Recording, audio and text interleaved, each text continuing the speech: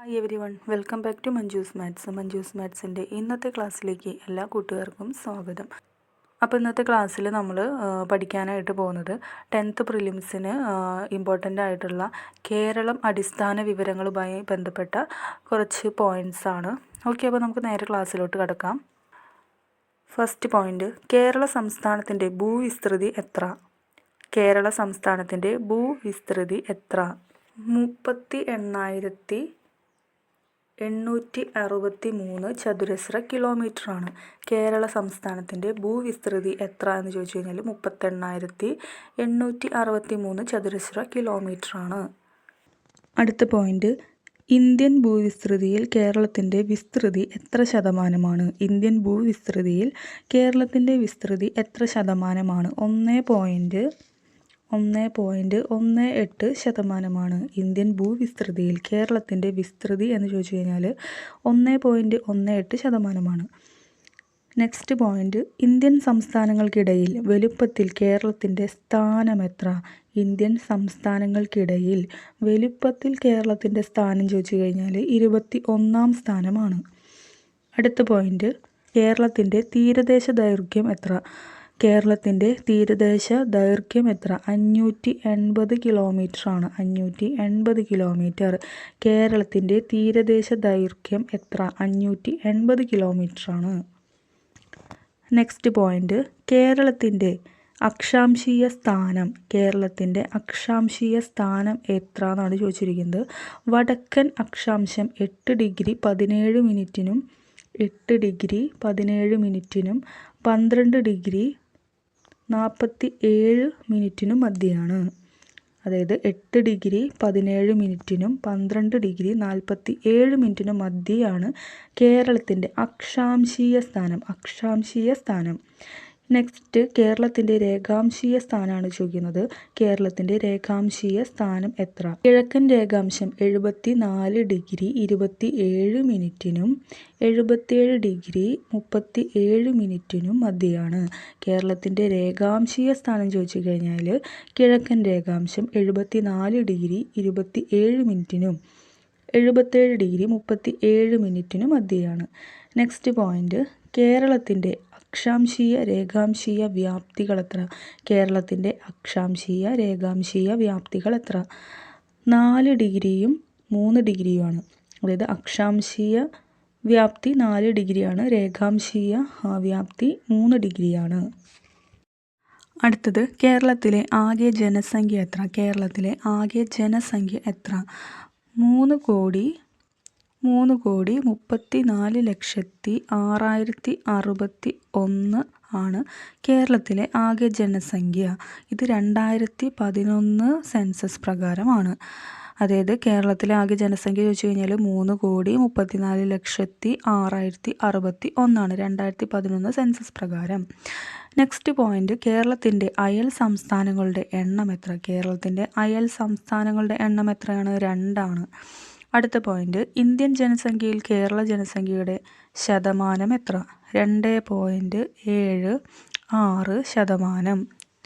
Indian ജനസംഖ്യയിൽ കേരള ജനസംഖ്യയുടെ ശതമാനം എത്ര ചോദിച്ചു കഴിഞ്ഞാൽ 2.76%. കേരളത്തിലെ ആകെ ജനസംഖ്യയിൽ സ്ത്രീകളുടെ ശതമാനം എത്ര? കേരളത്തിലെ ആകെ ജനസംഖ്യയിൽ സ്ത്രീകളുടെ ശതമാനം ചോദിച്ചു കഴിഞ്ഞാൽ അത് 52%. കേരളത്തിലെ ആകെ ജനസംഖ്യയിൽ സ്ത്രീകളുടെ ശതമാനം ചോദിച്ചു കഴിഞ്ഞാൽ അത് 52%. കേരളത്തിലെ ജനസംഖ്യ വളർച്ചാ നിരക്ക് എത്ര? 4.91%. കേരളത്തിലെ ജനസംഖ്യാ വളർച്ച നിരക്ക് എത്രയെന്ന് ചോദിച്ചു കഴിഞ്ഞാൽ 4.91%. കേരളത്തിലെ സ്ത്രീ പുരുഷാനുപാതം. കേരളത്തിലെ സ്ത്രീ പുരുഷാനുപാതം എന്ന് ചോദിച്ചു കഴിഞ്ഞാൽ 1084.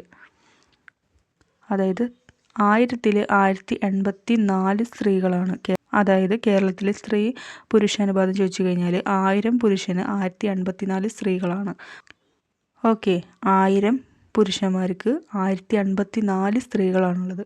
ഇനി കേരളത്തിലെ ജനസാന്ദ്രത. കേരളത്തിലെ ജനസാന്ദ്രത ചോദിച്ചു കഴിഞ്ഞാൽ ചതുരശ്ര കിലോമീറ്ററിന് 860 ആണ്.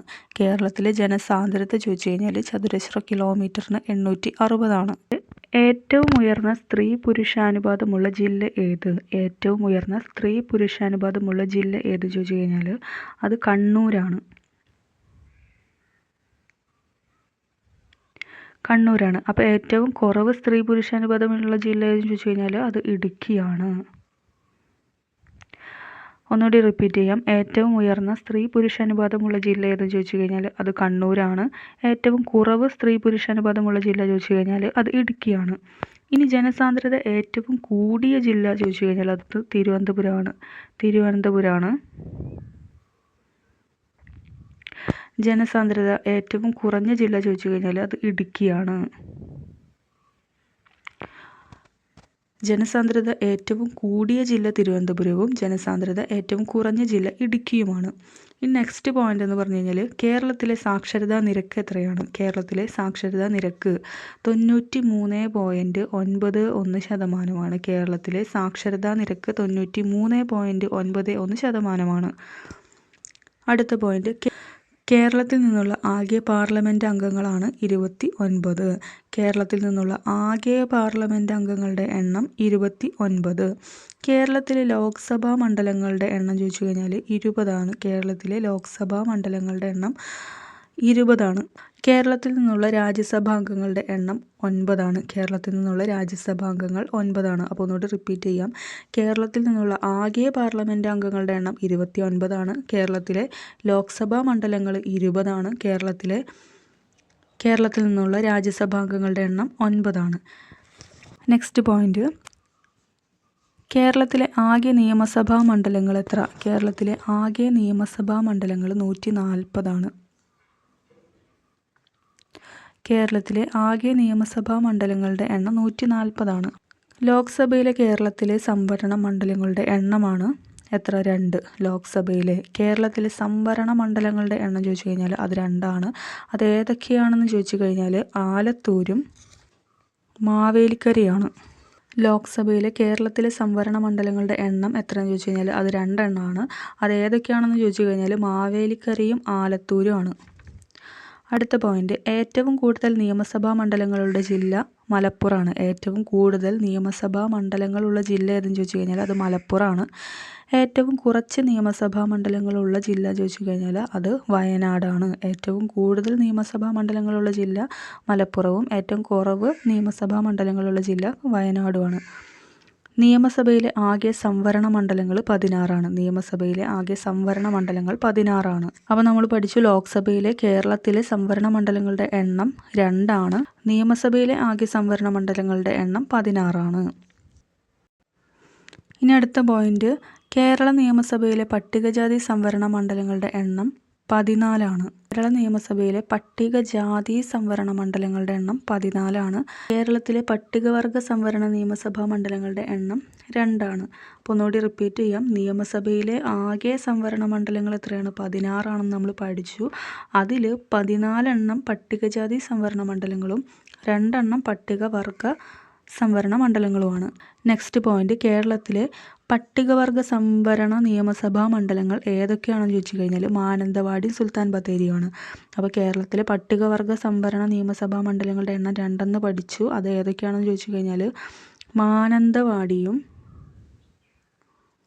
സുൽത്താൻ ബത്തേരിയാണ്.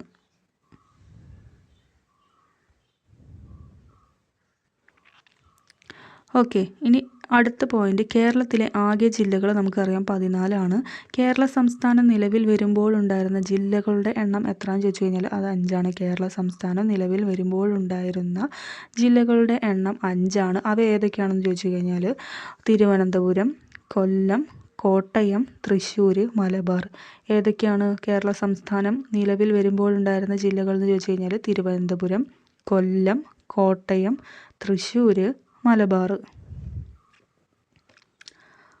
അടുത്ത പോയിന്റ്, കേരളം നിലവിൽ വരുമ്പോൾ ഉണ്ടായിരുന്നതും ഇപ്പോൾ നിലവിലില്ലാത്തതുമായ ജില്ല ചോദിച്ചു കഴിഞ്ഞാൽ അത് മലബാറാണ്. കേരളം നിലവിൽ വരുമ്പോൾ ഉണ്ടായിരുന്നതും എന്നാൽ ഇപ്പോൾ നിലവിലില്ലാത്തതുമായ ജില്ല മലബാറാണ്. കേരളത്തിലെ കടൽ തീരമുള്ള ജില്ലകളുടെ എണ്ണം എത്രയാണെന്ന് ചോദിച്ചു കഴിഞ്ഞാൽ 9ആണ്. കേരളത്തിലെ കടൽ തീരമുള്ള ജില്ലകളുടെ എണ്ണം എത്രയാണെന്ന് ചോദിച്ചു കഴിഞ്ഞാൽ 9ആണ്. ആ 9 ജില്ലകൾ ഏതൊക്കെയാണ്? തിരുവനന്തപുരം, കൊല്ലം, ആലപ്പുഴ, എറണാകുളം, തൃശ്ശൂർ, മലപ്പുറം, കോഴിക്കോട്, കണ്ണൂർ, കാസർഗോഡ്. ഒന്നുകൂടി റിപ്പീറ്റ് ചെയ്യാം. കേരളത്തിൽ കടൽ തീരമുള്ള ജില്ലകളുടെ എണ്ണം എത്രയാണ്? 9 അവ ഏതൊക്കെയാണ്? തിരുവനന്തപുരം, കൊല്ലം, ആലപ്പുഴ, എറണാകുളം, തൃശ്ശൂർ, മലപ്പുറം, കോഴിക്കോട്, കണ്ണൂർ, കാസർഗോഡ്. അപ്പോൾ കടൽ തീരമില്ലാത്ത ജില്ലകളുടെ എണ്ണം എത്രയാണ്? 5. കടൽ തീരമില്ലാത്ത ജില്ലകളുടെ എണ്ണം 5. അവ ഏതൊക്കെയാണ്? പത്തനംതിട്ട, ഇടുക്കി, കോട്ടയം, പാലക്കാട്, വയനാട്. പത്തനംതിട്ട, ഇടുക്കി, കോട്ടയം, പാലക്കാട്, വയനാട്. നെക്സ്റ്റ് പോയിന്റ്, ഏറ്റവും ഒടുവിലായി രൂപം കൊണ്ട കേരളത്തിലെ ജില്ല ഏതെന്ന് ചോദിച്ചു കഴിഞ്ഞാൽ അത് കാസർഗോഡാണ്. ഏറ്റവും ഒടുവിലായി രൂപം കൊണ്ട കേരളത്തിലെ ജില്ല കാസർഗോഡാണ്, അതായത് 14ാമത്തെ ജില്ല. നെക്സ്റ്റ് പോയിന്റ്, കേരളത്തിലെ 13ാമത്തെ ജില്ല ഏതാണ്? പത്തനംതിട്ടയാണ്. കേരളത്തിലെ 13ാമത്തെ ജില്ല പത്തനംതിട്ടയാണ്. 12ാമത്തെ ജില്ല വയനാടാണ്. 12ാമത്തെ ജില്ല വയനാടാണ്. അപ്പോൾ ഒന്നുകൂടി റിപ്പീറ്റ് ചെയ്യാം. കേരളത്തിൽ ഏറ്റവും ഒടുവിലായിട്ട് രൂപം കൊണ്ട കേരളത്തിലെ ജില്ല കാസർഗോഡാണ്. 13ാമത്തെ ജില്ല പത്തനംതിട്ടയാണ്. 12ാമത്തെ ജില്ല വയനാടാണ്. അടുത്തത്, ഏറ്റവും അധികം ലോഹമണൽ നിക്ഷേപമുള്ള ജില്ല. ഏറ്റവും അധികം ലോഹമണൽ നിക്ഷേപമുള്ള ജില്ല ഏതെന്ന് ചോദിച്ചു കഴിഞ്ഞാൽ കൊല്ലമാണ്. ഏറ്റവും അധികം ലോഹമണൽ നിക്ഷേപമുള്ള ജില്ല കൊല്ലമാണ്. ഇന്ത്യയിലെ ആദ്യത്തെ പോളിയോ വിമുക്ത ജില്ല ഏത്? പത്തനംതിട്ടയാണ്. ഇന്ത്യയിലെ ആദ്യത്തെ പോളിയോ വിമുക്ത ജില്ല പത്തനംതിട്ടയാണ്. ഇനി ആലപ്പുഴയുമായി ബന്ധപ്പെട്ട കുറച്ച് പോയിന്റ്സ് ആണ് പറയുന്നത്. മലകളും കുന്നുകളും ഏറ്റവും കുറഞ്ഞ ജില്ല എന്ന് ചോദിച്ചു കഴിഞ്ഞാൽ ആലപ്പുഴയാണ്. ആലപ്പുഴയുമായി ബന്ധപ്പെട്ട 1-2 പോയിന്റ്സാണ്. മലകളും കുന്നുകളും ഏറ്റവും കുറഞ്ഞ ജില്ല ആലപ്പുഴ. റിസർവ് വനപ്രദേശം ഏറ്റവും കുറഞ്ഞ ജില്ലയും ആലപ്പുഴയാണ്. ഏറ്റവും കൂടുതൽ മത്സ്യത്തൊഴിലാളികളുള്ള ജില്ലയും ആലപ്പുഴയാണ്. ഏറ്റവും കൂടുതൽ കുടിൽ വ്യവസായമുള്ള ജില്ലയും ആലപ്പുഴയാണ്. അപ്പോൾ എന്തൊക്കെ പോയിന്റ്സാണ് പഠിച്ചത്? മലകളും കുന്നുകളും ഏറ്റവും കുറഞ്ഞ ജില്ല ആലപ്പുഴയാണ്. റിസർവ് വനപ്രദേശം ഏറ്റവും കുറഞ്ഞ ജില്ല ആലപ്പുഴയാണ്. ഏറ്റവും കൂടുതൽ മത്സ്യത്തൊഴിലാളികളുള്ള ജില്ല ചോദിച്ചു കഴിഞ്ഞാൽ അതും ആലപ്പുഴയാണ്. ഏറ്റവും കൂടുതൽ കുടിൽ വ്യവസായമുള്ള ജില്ല ചോദിച്ചു കഴിഞ്ഞാൽ അതും ആലപ്പുഴയാണ്. 1-ാമത്തെ പോയിന്റ്, വനവിസ്തൃതി ഏറ്റവും കൂടിയ ജില്ല. വനവിസ്തൃതി ഏറ്റവും കൂടിയ ജില്ല ചോദിച്ചു കഴിഞ്ഞാൽ അത് ഇടുക്കിയാണ്. ഇന്ത്യയുടെ റിപ്പബ്ലിക് വാർഷിക ദിനത്തിൽ നിലവിൽ വന്ന ജില്ല ഏതെന്ന് ചോദിച്ചു കഴിഞ്ഞാൽ അത് ഇടുക്കിയാണ്. സുഗന്ധവ്യഞ്ജനങ്ങളുടെ ഉൽപ്പാദനത്തിൽ 1-ാമതുള്ള ജില്ലയും ചോദിച്ചു കഴിഞ്ഞാൽ അത് ഇടുക്കിയാണ്. അപ്പോൾ ഇടുക്കിയുമായി ബന്ധപ്പെട്ട 1-2 പോയിന്റ്സ് പഠിച്ചു. എന്തൊക്കെയാണ്? വനവിസ്തൃതി ഏറ്റവും കൂടിയ ജില്ല ഇടുക്കിയാണ്. ഇന്ത്യയുടെ റിപ്പബ്ലിക് വാർഷിക ദിനത്തിൽ നിലവിൽ വന്ന ജില്ല ഇടുക്കിയാണ്. സുഗന്ധവ്യഞ്ജനങ്ങളുടെ ഉൽപ്പാദനത്തിൽ 1-ാമതുള്ള ജില്ല ചോദിച്ചു കഴിഞ്ഞാൽ അതും ഇടുക്കിയാണ്. നെക്സ്റ്റ് പോയിന്റ്, സമുദ്രതീരമില്ലാത്തതും മറ്റ് സംസ്ഥാനങ്ങളുമായി അതിർത്തി ഇല്ലാത്തതുമായ ഏക ജില്ല ചോദിച്ചു കഴിഞ്ഞാൽ അത് കോട്ടയമാണ്. സമുദ്രതീരം ഇല്ലാത്തതും മറ്റ് സംസ്ഥാനങ്ങളുമായി അതിർത്തിയിലില്ലാത്തതുമായ ഏക ജില്ല അത് കോട്ടയമാണ്. നെക്സ്റ്റ് പോയിന്റ്, വ്യവസായവൽക്കരണത്തിൽ 1-ാമതുള്ള ജില്ല ഏതെന്ന് ചോദിച്ചു കഴിഞ്ഞാൽ എറണാകുളമാണ്. വ്യവസായവൽക്കരണത്തിൽ 1-ാമതുള്ള ജില്ല എറണാകുളമാണ്. സമ്പൂർണ്ണ സാക്ഷരത നേടിയ ആദ്യത്തെ ജില്ല ചോദിച്ചു കഴിഞ്ഞാൽ അത് എറണാകുളമാണ്. സമ്പൂർണ്ണ സാക്ഷരത നേടിയ ആദ്യത്തെ ജില്ല ഏതാണ്? എറണാകുളമാണ്. റെയിൽവേ ലൈൻ ഇല്ലാത്ത കേരളത്തിലെ ജില്ലകൾ ഏതൊക്കെയാണ്? ഇടുക്കി, വയനാട്. റെയിൽവേ ലൈൻ ഇല്ലാത്ത കേരളത്തിലെ ജില്ലകൾ ഇടുക്കിയും വയനാടും. കടൽ തീരം ഏറ്റവും കൂടുതലുള്ള ജില്ല ഏതാണ്? കണ്ണൂർ. കടൽ തീരം ഏറ്റവും കൂടുതലുള്ള ജില്ല ഏതെന്ന് ചോദിച്ചു കഴിഞ്ഞാൽ അത് കണ്ണൂരാണ്. കണ്ടൽ കാടുകൾ ഏറ്റവും കൂടുതലുള്ള ജില്ലയും കണ്ണൂരാണ്. അപ്പോൾ കടൽ തീരം ഏറ്റവും കൂടുതലുള്ള ജില്ല കണ്ണൂരാണ്. കണ്ടൽ കാടുകൾ ഏറ്റവും കൂടുതലുള്ള ജില്ലയും കണ്ണൂരാണ്.